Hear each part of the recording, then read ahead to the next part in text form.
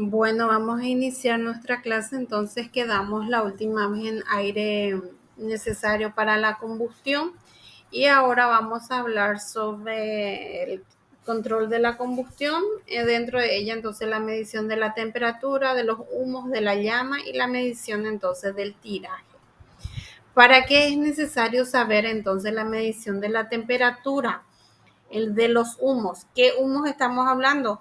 De los gases de la combustión que van expidiéndose al quemar el combustible, ¿verdad?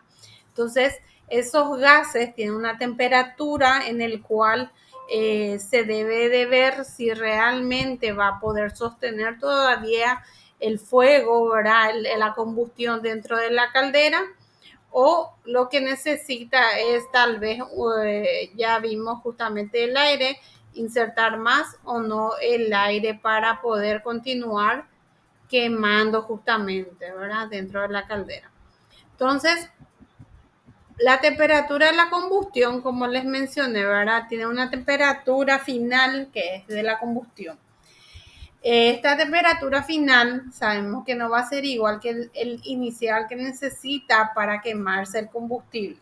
Entonces, esa temperatura final es una temperatura muy elevada en el cual se debe ver la forma de disminuirle para expedirle justamente fuera en el ambiente. También se debe saber el combustible con su oxígeno si se consumió totalmente. De acuerdo a ello, entonces se puede ver si realmente funcionó o no, ¿verdad? La combustión completa. Luego vemos la temperatura que alcanza de estos gases de la combustión. Como les dije, era mayor que 20, 25 grados, 30, tal vez 40 grados, lo que necesita como temperatura inicial para que pueda quemarse un combustible. Entonces, de acuerdo a ello, se necesita saber si la naturaleza de los combustibles, cuál es de acuerdo a su poder calorífico inferior. También se tiene que tener en cuenta la temperatura con que se inyecta ese aire. De acuerdo a esa cantidad de aire, que sea mayor o menor, se debe ver si es la cantidad necesaria que se necesita para quemar totalmente el combustible dentro de la caldera. Y también otro punto que se tiene en cuenta es el calor específico de estos gases de la combustión, que debe ser proporcional justamente de lo que tiene que ver con la combustión del combustible dentro de la misma. Entonces, si es que hasta ahí estamos bien, no hay consultas. Bueno, eh, dentro de la combustión existen reacciones endotérmicas y también exotérmicas. Por lo general, esto se obtiene justamente por el calor que emite la combustión de un combustible, y también puede llegar a un enfriamiento si es que llega a una temperatura elevadísima. Entonces, si llega, por ejemplo, nuestra combustión de los gases de la combustión a 2000, entonces lo que ocurre es una disminución de la temperatura de estos gases. ¿Por qué? Porque prácticamente a 2000 grados Celsius lo que ocurre es una disociación ya de esos gases de la combustión, que era el dióxido de carbono y el vapor de agua. Al disociarse los elementos de estos gases de la combustión, elemento único en el carbono, oxígeno, hidrógeno, entonces lo que hace es prácticamente disminuir la temperatura, quita energía de lo que debería haberse proporcionado. Entonces tampoco es bueno tener una elevada temperatura dentro de ella. Entonces también puede llegar a un punto en el cual entonces esto hace que baje prácticamente. Entonces, para medir sabemos que utilizamos termómetros, y el termómetro que hace es medir la temperatura. Entonces, de acuerdo al tipo de termómetro, vamos a ir viendo en qué se puede utilizar. Todos conocen lo que es el mercurio, el termómetro de vidrio que se utiliza en las casas justamente para poder quitarse la temperatura, ¿verdad?, de una persona que tiene un poco de temperatura corporal.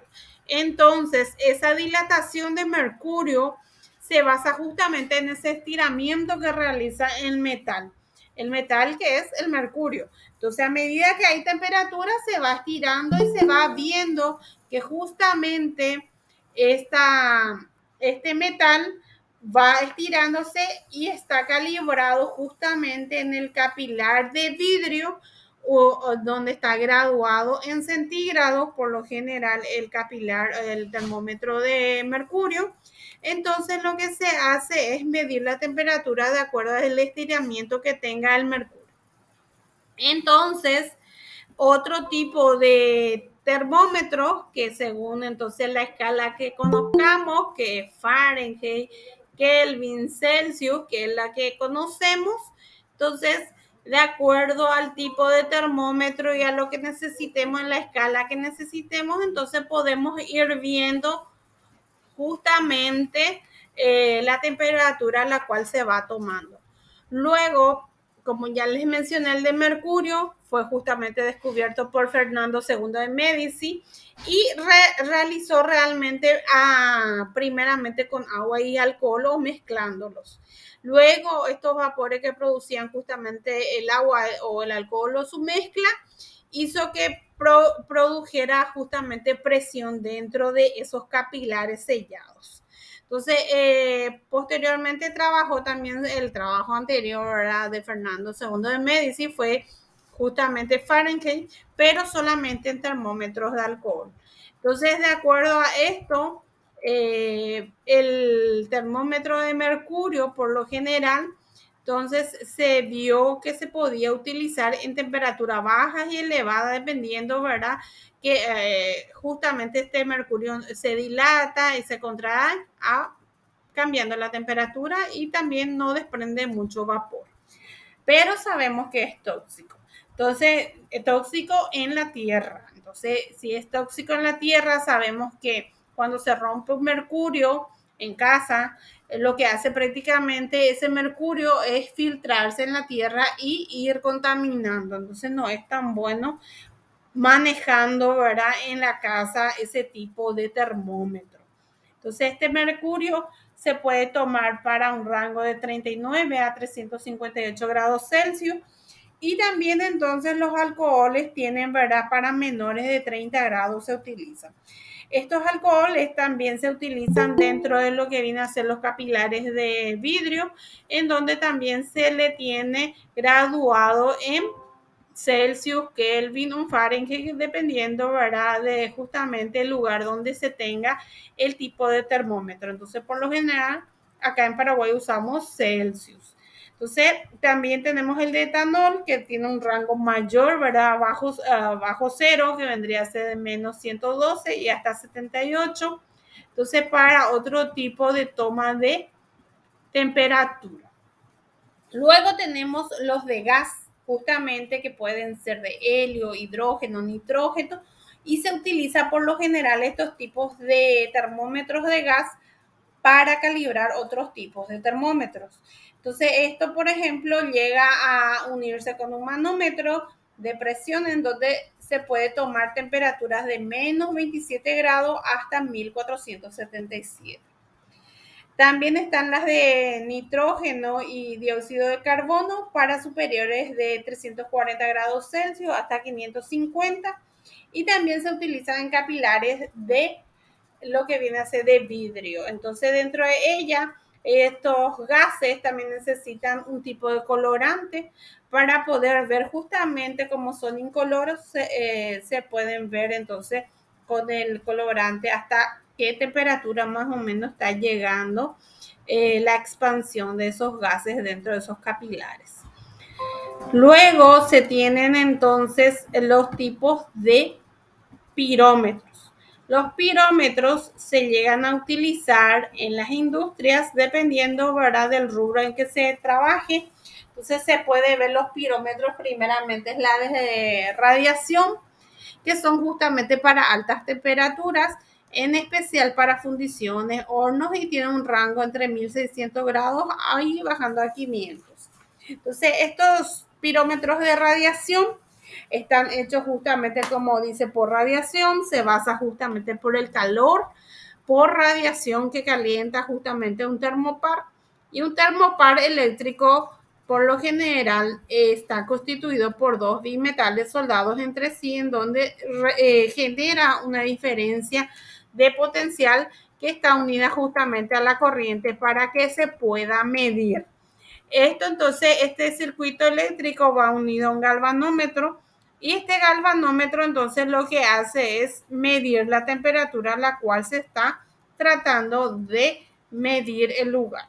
Entonces, a medida que aumenta la temperatura y esa diferencia de potencial con la corriente eléctrica, entonces se puede tomar la temperatura de los humos, y esta corriente eléctrica entonces que está unida al galvanómetro se puede medir la temperatura de ella. Y estos bimetales pueden ser justamente hierro con constantán, cobre con constantán, cobre con níquel, hierro con platino, platino más platino rodeado al 10%, y el constantán justamente es una aleación que va de 55% de cobre más 45% entonces de níquel.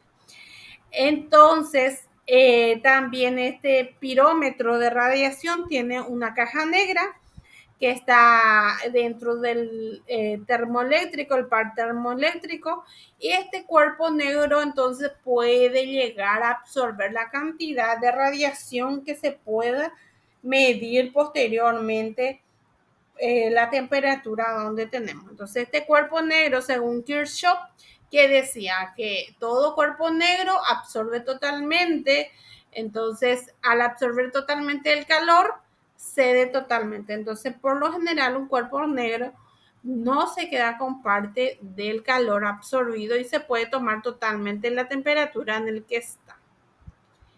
Luego tenemos los pirómetros fotométricos o ópticos, como vemos por ejemplo aquí. Vemos las partes que acá vemos, ¿verdad? El anteojo, tenemos el objetivo que está del otro extremo, el filamento de tungsteno que está acá en forma de X, ¿sí? La lámpara. Y después tenemos acá la pila, el disco en el cual, el disco gris, tenemos una escala justamente graduada, y tenemos un interruptor en el cual vamos a prender y apagar el aparato, y tenemos la resistencia o la serie de resistencias, justamente acá podemos ver la resistencia. Entonces, la mirilla aquí, donde vemos para tomar justamente dentro de la caldera la llama en donde va a estar el objetivo. Entonces, se va a ir moviendo esta graduación de acuerdo a lo que veamos. Entonces, vamos igualando según una carta, una ficha técnica de colores, en donde podemos comparar justamente la coloración del filamento con la llama para poder quitar justamente la temperatura dentro de esa caldera. Por lo general se ve así un pirómetro fotométrico, entonces se ve justamente que está en Celsius, ¿verdad? En donde se va viendo y se va graduando y se va viendo si es que cuánta temperatura va a llegar justamente donde estamos queriendo medir. También se le denomina Hasse-Hanover porque justamente es uno de los que hizo parte de esto el pirómetro óptico. Entonces, el pirómetro óptico se hace por comparación de la luminosidad del horno, que es la llama, con la luminosidad, entonces el filamento de tungsteno que está dentro de esa lámpara incandescente, que es el filamento, que está conectado directamente al circuito eléctrico para poder entonces tomar la temperatura. Este circuito eléctrico, que eran las resistencias, entonces se pueden llegar a tener para temperaturas inferiores de 1500. Una vez entonces que se tome la temperatura, tiene también un margen de error de 10 a 15%. Este margen de error justamente es de acuerdo a la persona que va a tomar la temperatura.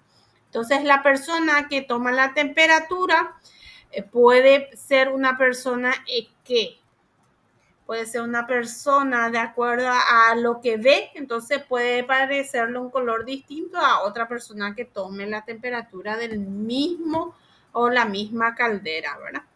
Entonces, por lo general,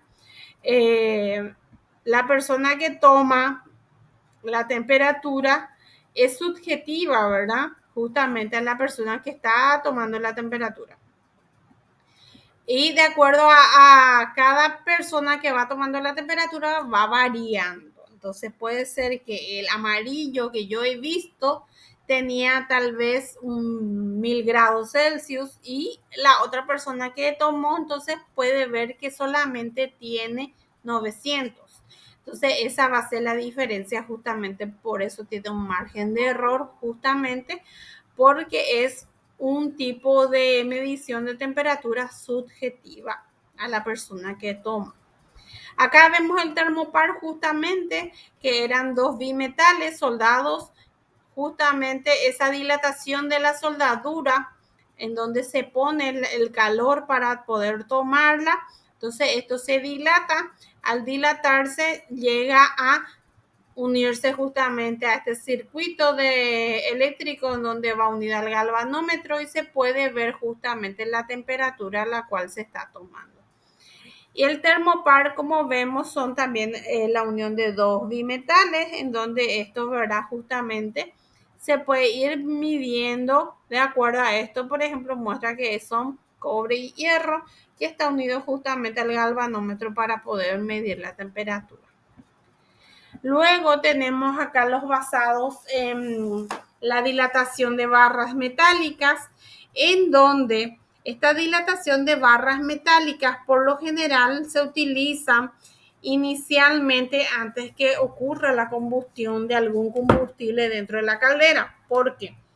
Dentro de estas calderas se tiran las barras metálicas y de acuerdo entonces si es que se llegan a poner antes de quemar, después de un tiempo, tal vez el día del mantenimiento, se abra la caldera, entre la ceniza se busque y se encuentra que tiene la varilla tantos centímetros o metros, que equivaldría a una temperatura dada de acuerdo a un fichero o una ficha técnica de temperatura de acuerdo al largor que tuvo esa varilla. Entonces la varilla se va a ir alargando de acuerdo a ello, entonces va tomando mayor temperatura que el máximo llega a inferiores de 600 grados. Luego vemos justamente los pirómetros eléctricos, también basados inicialmente también por la variación de la resistencia, y esto hace que por la resistencia esta llega a dilatarse también el bimetal y pueda medirse de acuerdo a un circuito eléctrico que va unido justamente al puente de Weston, que es la que se le denomina la que vimos inicialmente, que es esta. Aquí vemos, parece que están unidas y a esto se le denomina justamente puente de Weston, ¿sí? Y a eso entonces se le va unido justamente el galvanómetro también, porque los pirómetros eléctricos, termopares, termistores, de resistencia, los pirómetros de resistencia digitales eléctricas son lo mismo. En cambio, los basados en barras metálicas y los conos de Seeger son prácticamente para saber a qué temperatura llegó a calentar o tomar la caldera. En el caso de los conos de Seeger, lo que se hace es ir poniendo justamente 59 series de pirámides o triángulos dentro de la caldera, también quemando con el combustible, y tienen 6 centímetros justamente de altura. Estas tierras o silicatos justamente están hechos en donde tienen distintos puntos de fusión. Entonces llegan a un rango de 600 a 2000 grados y de acuerdo entonces a esa pirámide que tenga, por ejemplo, de 6 centímetros llega a 4, a 3 o 2 lo que encontramos, o desapareció. Entonces, si desapareció, podríamos decir que casi o llegó a los 2000 grados Celsius o realmente lo que pasó fue que se perdió tal vez dentro de la ceniza. Entonces, si es que no se encuentra, se llega a eso, a ese máximo que tiene su punto de fusión. Justamente entonces las digitales que dijimos que tienen justamente las variaciones de tensión y de acuerdo a esas variaciones se toma la temperatura que van justamente en circuitos electrónicos para poder verlas en las pantallas ya electrónicas para ver justamente a qué temperatura vamos viendo. Es lo mismo que ahora podemos ver los digitales que justamente toman la temperatura. Y las de globo, como vemos, y las de bulbo húmedo se utilizan para meteorología y esto por lo general se utiliza para saber a qué temperatura, de acuerdo a la humedad, va llegando el ambiente y se pueda ver justamente por el medio que es el aire y ir viendo a qué temperatura está justamente el ambiente. Y las máximas y las mínimas, entonces es también para meteorología, en donde se identifica cuál sería la temperatura en el día, de cuál sería su máxima o su mínima. Y las de resistencia también, como ya les mencioné, como las digitales eléctricas, tienen también de acuerdo a su variación en la resistencia eléctrica, en donde se varía para poder saber la temperatura. Entonces la temperatura según el color se tiene justamente que menos de 500 está en infrarrojo o sin color y en menos de 650 grados Celsius está en rojo sombra, en menos de 900 tenemos en rojo cereza, en menos de 1050 tenemos en amarilla naranja y menos de 1200 entonces tenemos amarillo muy claro. Por lo general si llega a 2000 tiene un color más blanco brillante. No sé si hasta ahí me siguen o está muy callado o qué es lo que pasa. Nunca sea un sí.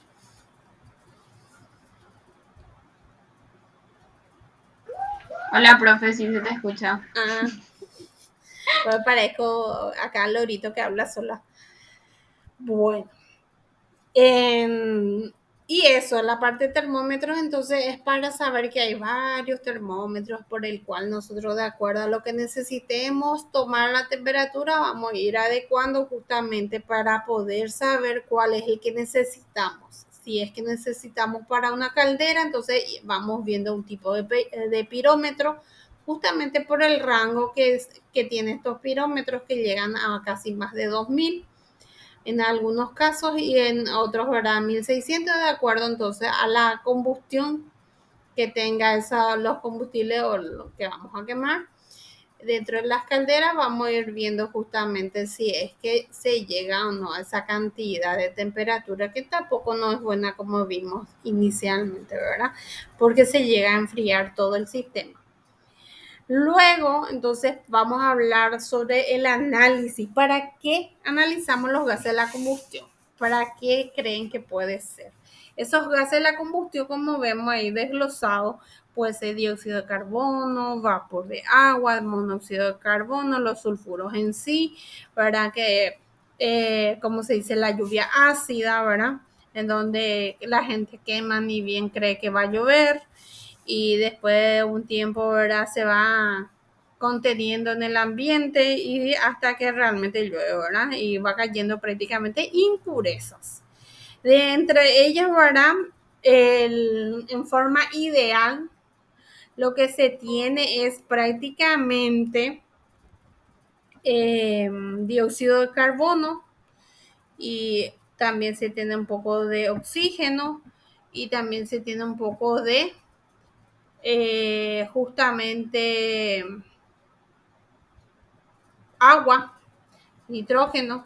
Entonces, de acuerdo a ello, entonces nosotros ya dimos acá los combustibles, el comburente que es el aire, el calor inicial que necesitamos para poder quemar.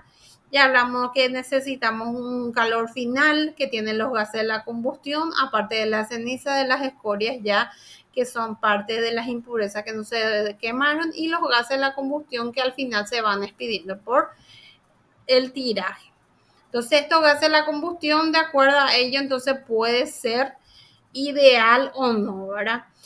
y de acuerdo a las capas gruesas en caso de, por ejemplo, los combustibles sólidos y tengan dificultad de quemarse capa por capa, justamente no ingresa el oxígeno necesario para poder quemarlos, entonces vamos a tener una combustión parcial. ¿Y esto qué produce? Justamente el monóxido de carbono. Al no tener, entonces lo que nosotros estamos haciendo es tener como producto, como gas ya de combustión el dióxido de carbono. Tal vez también si se mete exceso de aire, también tenemos lo que viene a ser justamente una combustión parcial. Entonces se enfría todo y no se llega a quemar totalmente el combustible. Entre los gases ideales, entonces, de lo que debería de tener la combustión, justamente es vapor de agua, dióxido en su menor proporción y nitrógeno. Entonces, en forma ideal, eso sería. Pero si ocurre una mala proporción, entonces, de esto, del aire que se va inyectando, entonces vamos a tener presencia justamente de oxígeno y monóxido de carbono, que no es bueno. O sea, lo que nosotros vamos es perdiendo energía que deberíamos haber aprovechado en la quema de combustible. También puede ser por un desorden de combustible o por la velocidad en que se inyecta el aire, en donde enfría todo y prácticamente lo que hace es ingresar y salir totalmente ya. Justamente los gases de la combustión, de acuerdo al combustible, acá podemos ver un máximo contenido de dióxido de carbono, en donde vemos justamente que el lignito, por ejemplo, tiene una relación entre carbono e hidrógeno de 16 y produce prácticamente 17,8% de dióxido de carbono máximo. Parece que es poco o es mucho. Entonces vamos viendo que justamente a medida que el combustible es un poquito más viejo, en este caso el coque es más viejo que la hulla y el lignito más joven, y vamos viendo que produce más dióxido de carbono. Entonces, probablemente tenga muchas materias volátiles en el cual no se llegan a consumir totalmente y se tenga que tener mayor producción o gases de la combustión. En este caso tenemos el contenido de oxígeno en relación al dióxido de carbono y vemos que justamente el coque necesitamos 20,5% emitimos de dióxido de carbono, pero llegamos a ponerle casi más de 20% de oxígeno. Entonces, al ponerle mucho oxígeno, también se ve que no es que significa que se llega a tener menos dióxido de carbono. De acuerdo al combustible, vemos que justamente el gas de alumbrado se metió casi la misma cantidad de oxígeno y se tuvo menos gases de combustión, en este caso de dióxido de carbono. En el otro lado, vemos los porcentajes de este dióxido de carbono, en donde va hasta 15% el límite, ¿verdad? Máximo que podemos emitir. Si no, por este estamos pasando ya con el coque. Entonces, sería excelente la calificación que se le da en porcentaje, ¿verdad? Lo que vendría a ser del dióxido de carbono, si tenemos 15, ¿verdad? Ese es un máximo. Pero en pérdida de combustión sería 0% con esa emisión del 15%. Digamos que nosotros en nuestra responsabilidad social queremos 0% de emisión.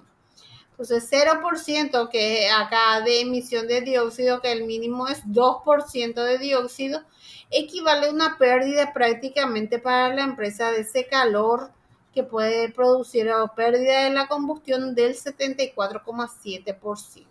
Entonces no es equivalente en este caso, por ejemplo, que yo quiera tener 0 emisiones de dióxido y que también quiero un máximo rendimiento de mi combustible. Entonces se tiene que buscar un equilibrio en donde, digamos, dentro del permitido de los 15%, porque no creo que lleguemos al 0% de pérdida de combustión, vamos a permitirnos un 10% de pérdida, un 20%. Entonces, si necesitamos un 20, 23%, por ejemplo, va a estar del rango del pobre, ¿verdad? Lo que vendría a ser la combustión en sí. Y emitiendo ya un 5%, entonces no estamos dentro. Entonces vamos a emitir un 10% de dióxido de carbono, entonces tenemos que tener una pérdida ínfima de 6% aproximadamente. Entonces, de acuerdo a lo que nosotros necesitemos, entonces vamos regularizando justamente las emisiones de estos dióxidos ya de la caldera que podemos tener, ¿verdad?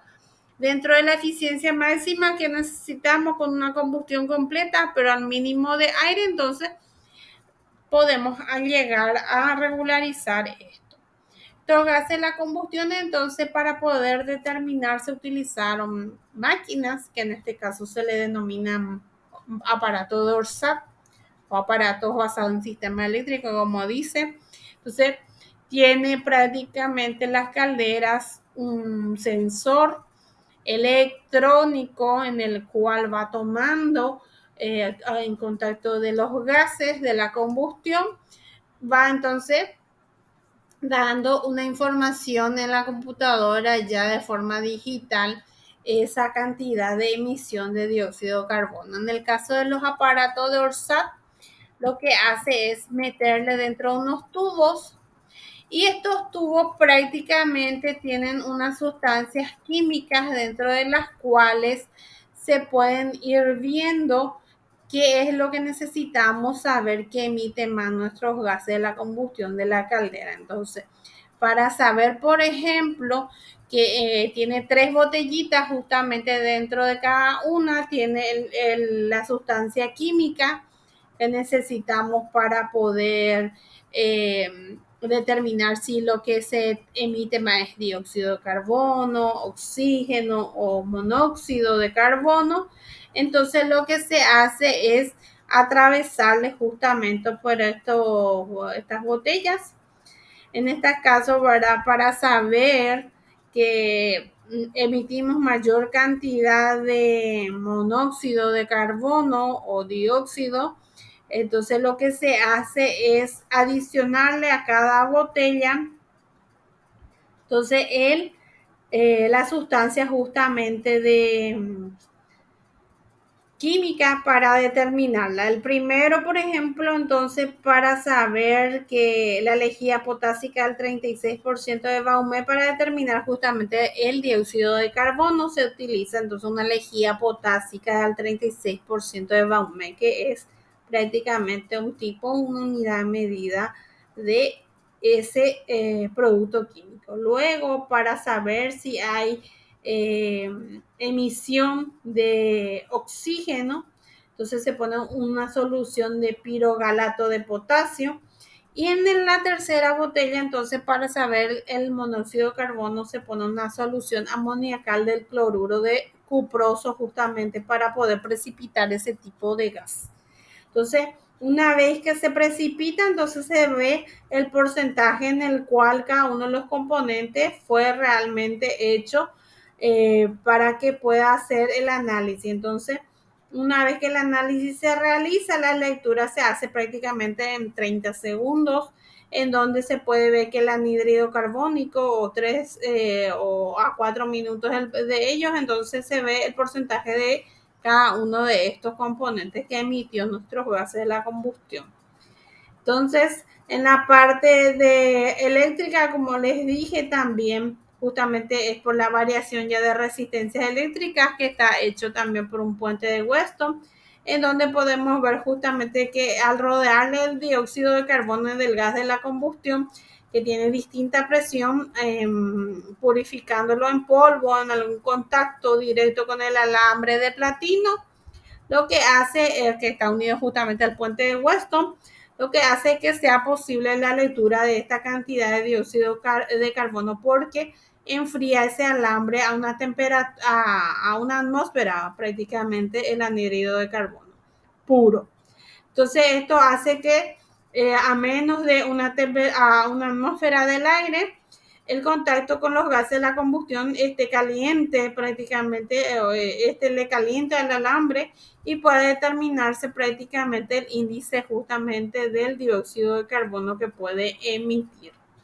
En el caso del óxido de carbono e hidrógeno, que puede también utilizarse, se utiliza también el hilo de platino para ir viendo si eléctricamente se calienta para ver si llega a compararse con el otro extremo para ver si realmente tiene partes de oxígeno o en este caso también por la quema del monóxido para saber la cantidad en el cual va a tener. Entonces en el caso del monóxido tiene espuma, el platino se queda como una espuma en el hilo conductor que está justamente conectada a la lectura de la fuente o el circuito eléctrico que está conectado. Entonces, es prácticamente de acuerdo al tipo de aparato, se puede también determinar los gases de la combustión. El tiraje, como todos conocen, justamente es una chimenea en donde se puede ver que la velocidad con que salen esos gases de la combustión, entonces es para saber eso, ¿verdad? Con qué velocidad sale de los gases de la combustión al quemarse. Se puede hacer de dos maneras ese tiraje, que puede ser natural o artificial, y de acuerdo a ello entonces pues se puede utilizar un inyector o un extractor en lo que viene a ser ya el tiraje artificial. Estas chimeneas por lo general tienen tres clases, una la de ladrillo, otra de hormigón armado y las de palastro. Entonces las de ladrillo por lo general tiene una forma cónica en donde va decreciendo justamente de la parte superior al inferior y se tiene que tener en cuenta justamente la deformación de acuerdo al calor, ¿verdad? Entonces, de acuerdo a ello, se va viendo si es que cuál le conviene a la empresa que tenga, ¿verdad? De hormigón en el caso, por ejemplo, por la dilatación que puede sufrir por el calentamiento de los gases de la combustión, entonces se le colocan unas juntas de dilatación y entonces se puede ver si tiene o no pérdidas de calor por esa tensión prácticamente, porque tiene unas varillas justamente metálicas dentro del hormigón armado. Entonces esto puede hacer que se llegue a dilatar la estructura. Entonces pueda deformar también y pueda quebrarse por acción del calor. Entonces se tienen en cuenta varios factores para ir determinando qué tipo de chimenea se necesita. Por lo general, estas chimeneas de palastro son de chapas de hierro, son las provisorias que se llegan a realizar inicialmente en las empresas y como dicen, económicas. Entonces lo que hacen es que utilizan un buen tiempo hasta que la empresa ya no pueda aguantar más o no le abastezca más ese tipo de chimenea y tenga muchas pérdidas, entonces ahí cambian. Y por lo general llegan hasta revestir, ¿verdad? Estas chapas para poder seguir utilizándolos y para no tener tanta cantidad de pérdida ya por la emisión justamente de los gases. El tiraje por lo general se tiene en cuenta de acuerdo, ¿verdad? A este tubo que vemos acá, ¿verdad? Que está unido a un tiraje, ¿verdad? Un tubo de tiraje de la caldera. Entonces, esta diferencia de altura que vemos que hay en este tubo acodado, entonces lo que se hace es ver la diferencia de altura. Es la diferencia que representa la depresión que existe dentro de esto, dentro de la chimenea. Entonces, para saber qué es la depresión, ¿verdad? La depresión se utiliza por lo general para medir justamente la velocidad con que se expulsan los gases de la combustión. Entonces, si por lo general se utiliza entonces dos tipos de unidades, que es la velocidad y también la presión. O sea, a medida que hay una mayor depresión dentro de la chimenea o del tiraje, entonces mayor será su velocidad de circulación y el proceso de combustión. Entonces, a medida que se va quemando, se va expulsando directamente, ¿verdad? Pero también si quemamos y expulsamos directamente, lo que estamos emitiendo es directamente los gases de la combustión al ambiente, que sabemos que lo que realizamos es prácticamente un efecto invernadero otra vez por la emisión de los gases de dióxido de carbono. Entonces, la idea es ir viendo la mejor manera de no perjudicarle también al ambiente y ir viendo si realmente lo que necesita o no es emitir rápidamente los gases de la combustión. Dentro de esos dos tipos de tiraje, entonces, estaba el natural, que se origina justamente por la succión provocada por la diferencia de temperatura que puede rozar el aire. Vemos que el aire pasa prácticamente encima de la chimenea y al hacer una diferencia de temperatura de lo que está adentro y la temperatura ambiente, entonces ocasiona o provoca lo que vendría a ser la depresión que puede tener adentro.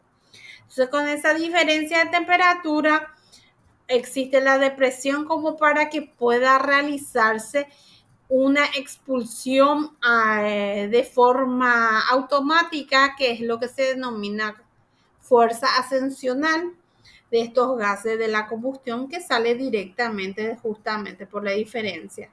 Sabíamos que los gases de la temperatura podían llegar a 2000, en donde se disocia, pero al tirar directamente 2000 grados Celsius es perjudicial al ambiente. Entonces lo que hacemos es buscar los mecanismos de hacer que esos gases de la combustión se queden la mayor cantidad posible dentro de la caldera, vayan perdiendo temperatura y se puedan expulsar a una temperatura, digámosle, un poco menos agresiva al ambiente.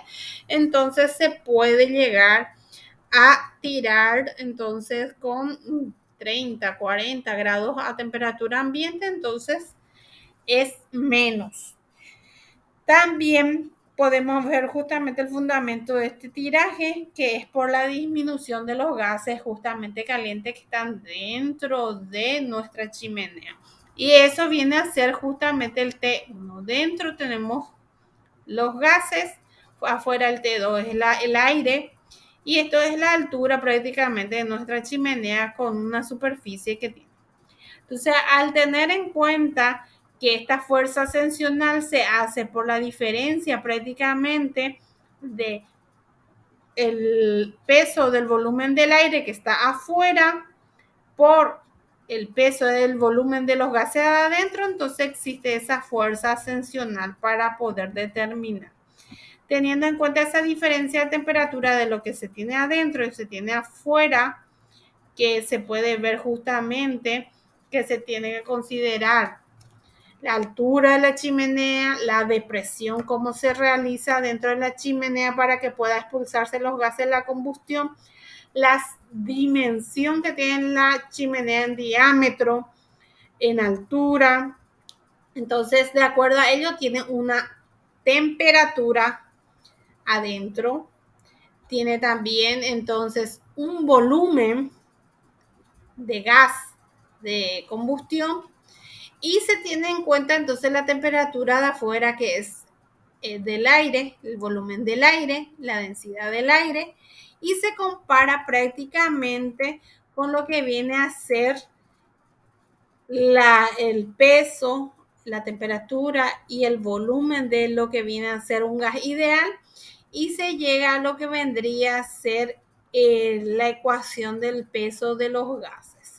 Ese peso de los gases teniendo en cuenta entonces la temperatura interna de los gases de la combustión, la temperatura externa del aire y la temperatura de un gas ideal, entonces se llega a lo que vendría a ser el peso de los gases de la combustión, que está dada por justamente una constante, por otra constante que está dada justamente, que es 1568, por la superficie de la chimenea, la altura de la chimenea y la diferencia de esa temperatura que era inicial de los gases, del aire y de los gases otra vez elevado al cuadrado por el aire. Entonces, solamente a modo de que puedan ir viendo, se tiene también una fórmula en el cual se puede determinar cuánto es la emisión justamente de dióxido de carbono que puede tener una chimenea o un tiraje natural.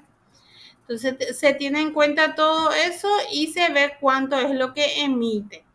En este caso da un ejemplo que dice, por ejemplo, que es una chimenea de 26 metros de altura y un diámetro justamente 1,4 metros, que tiene un aire externo de 20 grados.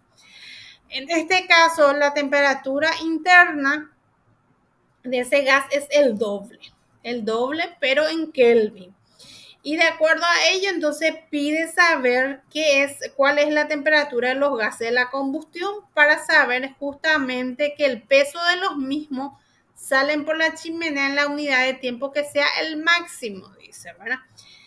Y también pide el peso de los gases que salen por la chimenea en una hora, teniendo el coeficiente que era el A de 0,25. Entonces, teniendo en cuenta la temperatura del ambiente, que en este caso se puede ver que es 2,93 y 2,93, en este caso la temperatura de los gases era 20 grados, es 2,73 más 20. Y la temperatura interna era el doble, entonces 2,73 prácticamente por 2,93 por 2, ¿verdad? En el caso, por ejemplo, de que se tome como interno doble, ¿verdad? Que viene a ser 40 grados. Entonces, se hace el cálculo y se hace aplicación directa de fórmula. Los 0,25 que ya como dato, este era parte de la fórmula y 1,54 no es 1,4. ¿Por qué? Porque se toma que la superficie es un cilindro y se toma que la superficie está dado por pi por diámetro al cuadrado sobre 4. Y esto entonces es como es diámetro 1,4, se puede sacar la superficie de ese cilindro.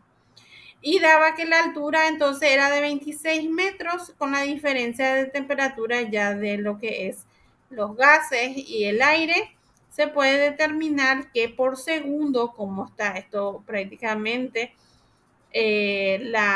lo que viene a ser aquí el peso de los gases, entonces sale de 5,2 kilogramos de gases por segundo. Y en el caso, por ejemplo, de que sea por hora, entonces sale 18.400 kilogramos de gases por hora. Entonces solamente es aplicación directa de fórmula. En el caso del tiraje artificial, entonces lo que se utiliza por lo general es un inyector, en donde se ve justamente donde se suministra el aire y lo que hace es mejorar la calidad con que ingresan el aire para quemar de acuerdo a esto a un combustible sólido. O extractor, que en este caso el extractor se utiliza ya sea de dos maneras, de forma directa e indirecta.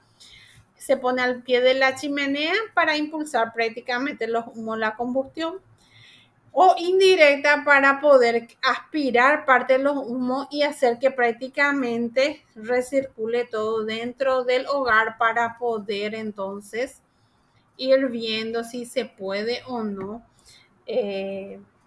ir recirculando todo. Entonces, si es que siguen por aquí, llegamos a lo que viene a ser ya la combustión, entonces de la parte del control de la combustión y la medición de la temperatura con el análisis de los gases. Ustedes tienen, creo que ejercitario que entregar hasta el 19 y con 3 días de prórroga vendría a ser, creo que el 20 algo, 22.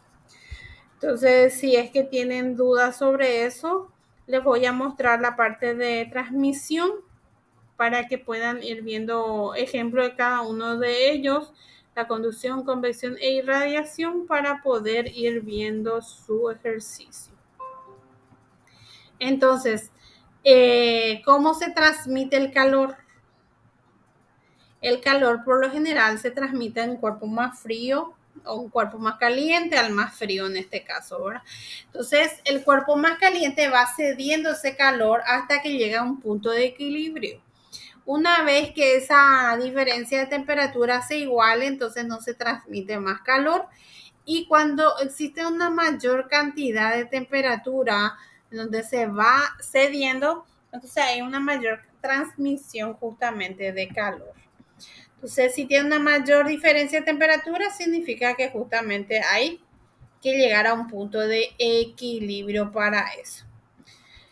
Luego estamos los tipos de transmisión, que era conducción, convección e irradiación. La conducción, como muestra justamente, y todos saben, es por parte de un cuerpo metálico, ¿verdad? Por lo general.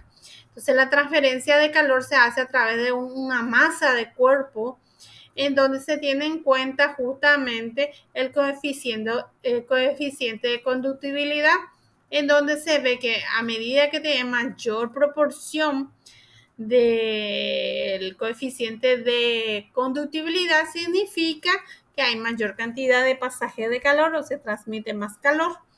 Y si es al revés, si es menor el dato o el número del coeficiente de conductibilidad, es un mejor aislante. Entonces, también se tiene en cuenta la superficie de contacto y el espesor de ese material conductor en una unidad de tiempo. Por lo general, la conducción se tiene en cuenta de acuerdo a la ecuación de Fourier y está dado justamente el calor por unidad de tiempo, Q sobre T, que es igual a la pérdida prácticamente del calor, en donde se tiene en cuenta el coeficiente de conductibilidad por la superficie de contacto con una diferencia de temperatura dividido el espesor. Entonces, la unidad de medida, este coeficiente está dado por kilocal por metro sobre metros cuadrados por Kelvin en una hora. Por lo general está medido en una hora o se puede tomar también en watts sobre metros por Kelvin, que en este caso al restarle los metros se queda justamente en watts sobre metros por Kelvin, ¿verdad? Porque kilocal sobre hora es watts. Entonces, la conducción entonces de una plancha de hierro cuadrado de 8 centímetros de espesor, entonces 8 centímetros se cambia a metros porque teníamos que la unidad de medida estaba en metros, y 32 de superficie, 32 entonces en metros va a quedar 3.2 por 10 a la menos 3 metros cuadrados, y dice que la superficie tiene 200 grados de diferencia de temperatura.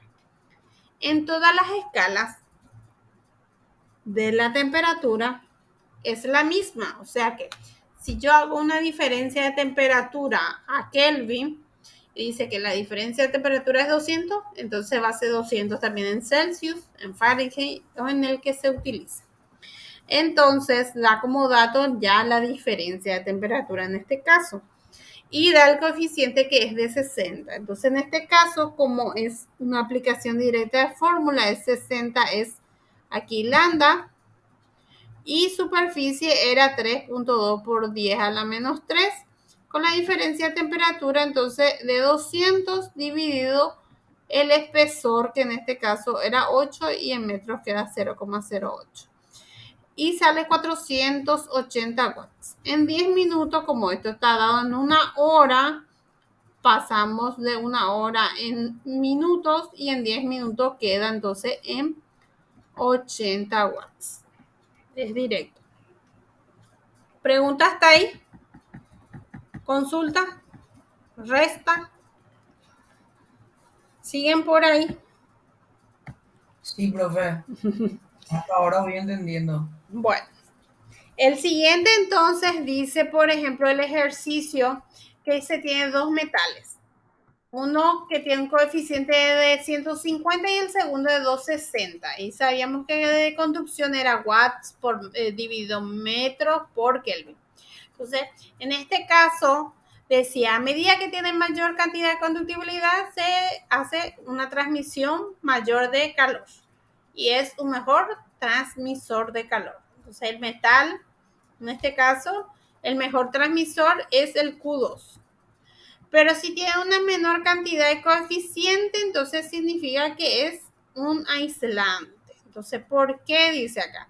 Tenemos dos metales, uno 150 y el otro de 260. ¿Cuál es mejor aislante?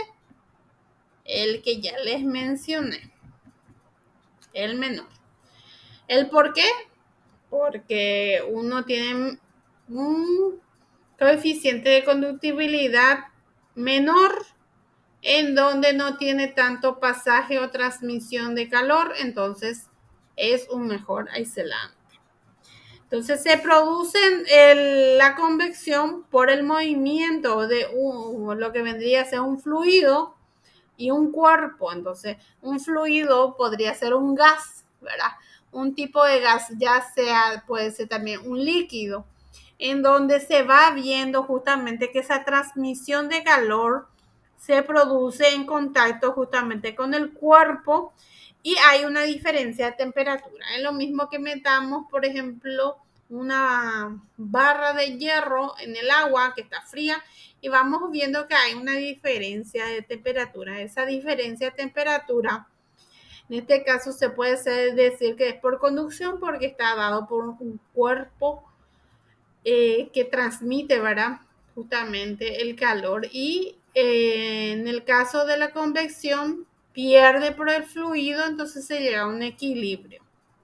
Acá podemos ver justamente que la convección ocurre por una diferencia de temperatura en el ambiente, ¿verdad? En donde el rojito aquí, la flechita, se puede decir que es el calor y lo azul es lo frío. Entonces existe un ciclo en el cual va subiendo el aire caliente porque tiene menor densidad y después va bajando para que recircule, porque acá tenemos un aire acondicionado, ¿sí? Entonces lo que hace es eso, ir subiendo hasta que ya se va enfriando y se va equilibrando el sistema.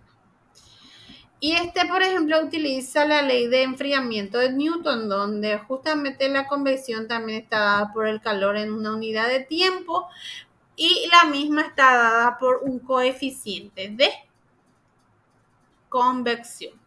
Entonces, el coeficiente de transmisión de convección también tiene en cuenta la superficie de contacto y la diferencia de temperatura. En donde la temperatura más caliente tenemos inicialmente menos la temperatura fría. Entonces, en este caso no se utiliza de manera inversa, justamente para no tener un valor negativo. Entonces, solamente se utiliza primeramente la temperatura caliente. Y está dado su coeficiente de transmisión en kilocal sobre metros cuadrados por Celsius por lo que vendría a ser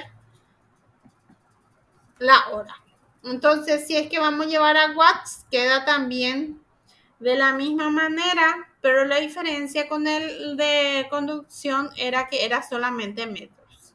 Entonces, el de convección es metros cuadrados. Esa es la diferencia. Entonces, para entender el ejercicio, justamente tenemos un vidrio de una ventana que se encuentra prácticamente a 8 grados y su área entonces es de 1,5 metros cuadrados. Si la temperatura de afuera es de 8, se calcula entonces cuál es la energía que pierde por segundo y cuánto sería entonces en un día, considerando que el coeficiente es justamente de 2, entonces es aplicación directa de fórmula otra vez, porque el coeficiente en este caso de convección es 2, la superficie que es de la ventana 1,5 y la diferencia de temperatura que en este caso era acá, la más caliente es 8 más 273, 281 y la de afuera es 0 más 273, entonces la diferencia es 8 otra vez aquí. Entonces se multiplica y sale 24 watts. Pero como nos dice en este caso que la energía se pierde por segundo y está dado en una hora esta fórmula, entonces dividimos por 360, 3600 quiero decir, por segundo y queda en 0,066 watts por segundo. En el caso de que pida por hora, entonces lo que se hace es directamente multiplicar por 24 horas y lo que se pierde es 576 watts en un día. Entonces, lo que se hace es eso.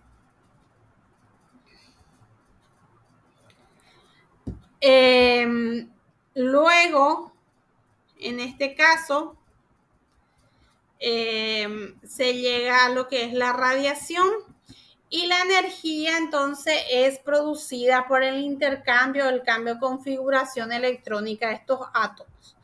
Entonces lo que se hace es ir viendo si es que realmente lo que se necesita es saber cuál es la forma en que se transmite la radiación. Entonces se hace por un medio, que en este caso se hace a través de una distancia en el cual ese calor o radiación emitida puede ser absorbida de forma parcial o de forma total.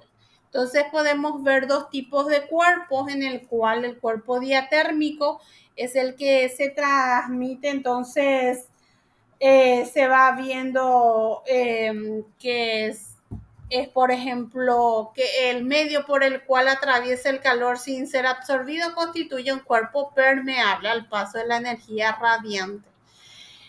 Entonces, este cuerpo diatérmico es un cuerpo negro en el cual absorbe totalmente el calor y transmite totalmente, entonces se queda con el calor que pasa por ese cuerpo diatérmico. Y el cuerpo alatérmico por lo general es impermeable, en donde parte, o sea, ocurre un fenómeno de absorción y reflexión que dice que justamente llega a absorber parte del calor y va transmitiendo, ¿verdad? Entonces este calor se va perdiendo. Y acá vemos un ejemplo claro del sol, por ejemplo, en donde se va directamente reflejado y se va viendo que va emitiendo ese calor a través del aire, que es lo que se denomina justamente el calor tiene unas propiedades de reflexión, absorción y lo que ya dijimos que es justamente permeable, que en el caso del aire es permeable y transparente, en donde va llevando directamente todo el calor. ¿Qué se tiene en cuenta en la radiación? Que el poder de emisión de ese cuerpo es el igual a la cantidad de calor que se irradia justamente por una unidad de superficie y tiempo, que es esto. El poder de emisión de radiación es E, la superficie por una superficie y por una unidad de tiempo. Entonces, también se tiene un coeficiente de absorción, que es prácticamente la cantidad de calor que se llega a absorber, ¿verdad? Y esto es lo que puede llegar a ser por la diferencia justamente de la energía radiante y la energía de absorción. Entonces lo que se hace de esa energía se saca lo que es la emisividad.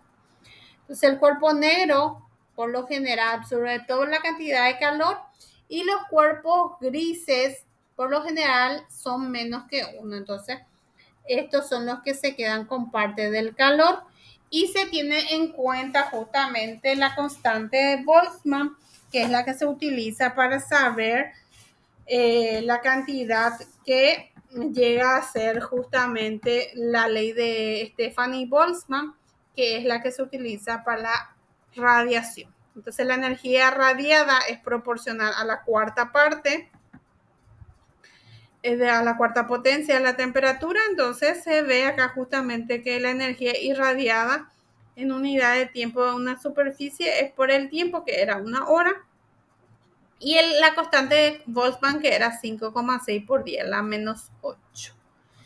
La emisividad relativa al cuerpo negro, que es un cuerpo gris, prácticamente el dato que suele dar, por ejemplo, de la emisividad y que es adimensional, y la temperatura absoluta, que justamente es de la fuente caliente. Entonces, se tiene este ejemplo de la temperatura de trabajo del filamento de una lámpara que está a 2500 grados y su emisividad es 0,3, en donde se calcula el área del filamento con una potencia que trabaja esa lámpara a 600. Pide en milímetros cuadrados. Entonces, como nosotros teníamos ya emisividad por tiempo, en este caso, es lo que se le denomina la potencia de esa lámpara de 60. Entonces, 60 sobre la superficie, que es la incógnita, por la emisividad, que es 0,3, la constante de Boltzmann, que es 5,6 por 10 a la menos 8, y la temperatura de 2500 a la cuarta. Se hace aplicación directa de fórmula y se invierte en este caso los datos y sale que la superficie es de 9,14. Esa superficie entonces es igual a 91,4 si se lleva a milímetros cuadrados.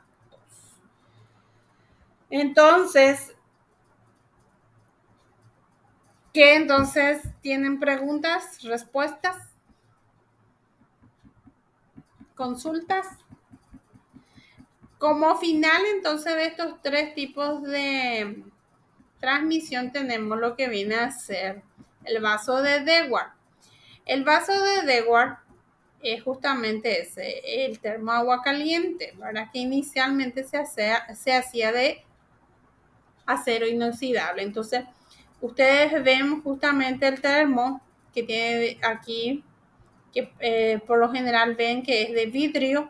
En este caso adentro hay un vacío. Dentro de ese vacío hace que sea un aislante perfecto para no tener pérdida de calor si es que se tiene adentro algo caliente que mantener, y esta parte inferior se le llama apéndice. Entonces es prácticamente donde se va a unir esos dos vidrios, ¿verdad?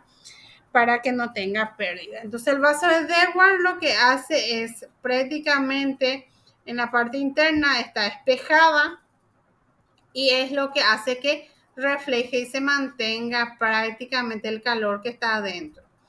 Y afuera, en la parte afuera, cuando rompieron alguna vez un termo, vieron que es poroso, entonces lo que hace es retener parte del calor.